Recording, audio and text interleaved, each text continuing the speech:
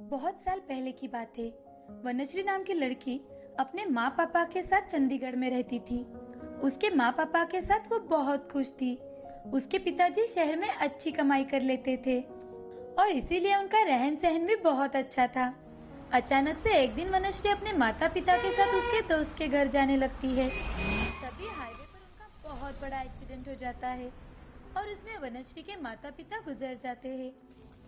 अपने माता पिता के गुजर जाने के बाद वनश्री अपने चाचा चाची श्याम और रमा के साथ भोलापुर गांव में रहने आ जाती है। वनश्री, आज से तुम हमारी बेटी हो। आज से तुम सिर्फ हमारे साथ रहोगी। अपनी बहन के साथ अच्छे से रहना बेटी। हम तुम्हारा पूरा ख्याल रखेंगे। वनश्री रोते हुए, जी चाचा जी। वनश्री बहुत दुखी है। अपने माता पिता की बहुत याद करती है।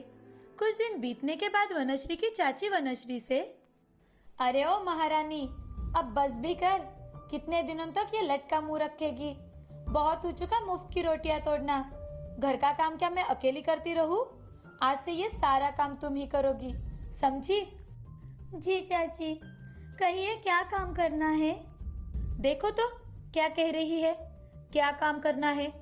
अरे अब घर के सारे काम करने के लिए क्या तुम्हारे माता पिता आएंगे? बर्तन मांजना, कपड़े धोना, साफ सफाई, पोछा लगाना, खाना बनाना, आज से सब कुछ तुम्हें करना है। और एक बात याद रखना, रानी के फेंके हुए कपड़े जमा कर लेना अपने लिए। तुम्हारे माँ बाप कोई सोने का घड़ा नहीं छोड़ गए तुम्हारे लिए। वनश्री को कुछ भी समझ में नहीं आता कि उसकी चाची का बर्ताव अचानक से कैसे बदल गया और वो उससे इतनी बुरी तरह से क्यों बात कर रही है। उसे कुछ समझ में नहीं आता। वनश्री अब घर के सारे थी, वो वनश्री के पास जाती है और उससे बहुत ही बदतमीजी से बात करती है। रानी हमेशा खुद को सुंदर और बहुत ज्यादा होशियार समझती थी। रानी वनश्री का चित्र देखकर उसे फाड़ देती है और जब उसकी माँ रमा घर वापस आती है तो रानी नाटक शुरू कर देती है। आ आ मेरे पेट में बहुत दर्द हो रहा है। मुझे बहुत भूख लगी है। मैंने वनश्री को कितनी बार बोला कि मुझे खाने के लिए दे दो। क्या अभी तक खाना नहीं बना? रुको, अभी देखती हूँ उसे। अरे ओ वनश्री की बच्ची, कहाँ मर गई है?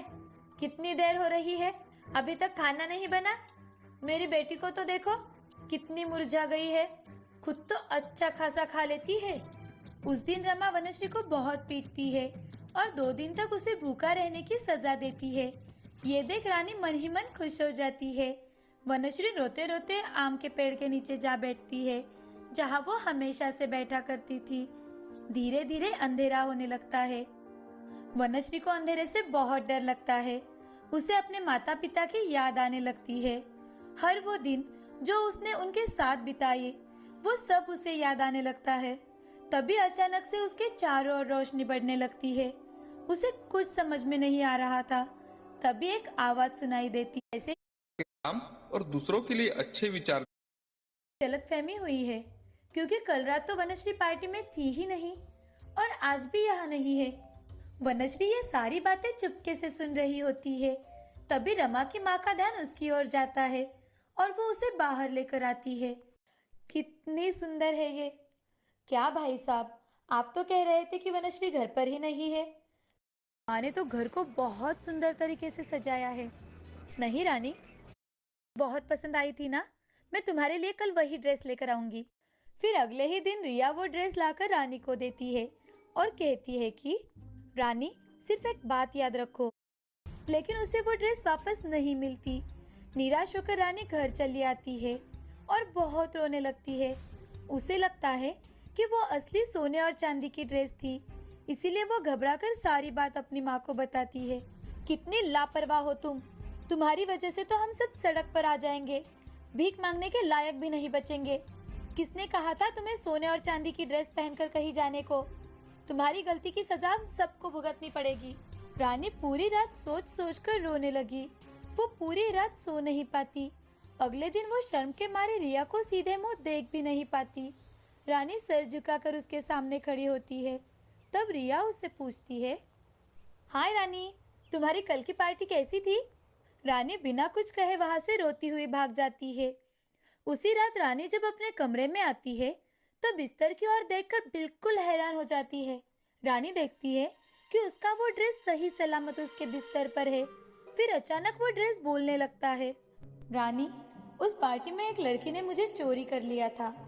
वो मुझे बाजार में बेचने वाली थी, पर आज तक मैंने तुम्हारे जैसी लड़की कहीं नहीं देखी। तुम बहुत मेहनती लड़की हो, इस ड्रेस की सही हकदार हो। मैं जानती हूँ कि तुम कभी मेरा फायदा किसी गलत काम के लिए नहीं उठाओगी, इसीलिए मैं तुम्हारे पास वापस आ गई। उसी पल फोन की घंटी सुनाई देती है और रानी देखती है कि उसे रिया का फोन आया है।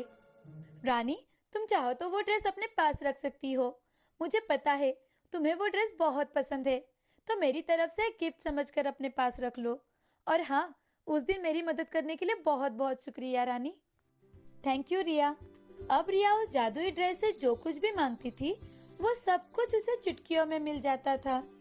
रानी अब उस जादुई ड्रेस की मदद से अपनी जरूरत की हर वो चीज उसे मांगती है और रानी अपने जैसे गरीब लोगों की मदद भी करने लगी थी। इसी तरह से रानी खुद की और दूसरों की मदद कर हंसी खुशी अपना जीवन बिताने लगी।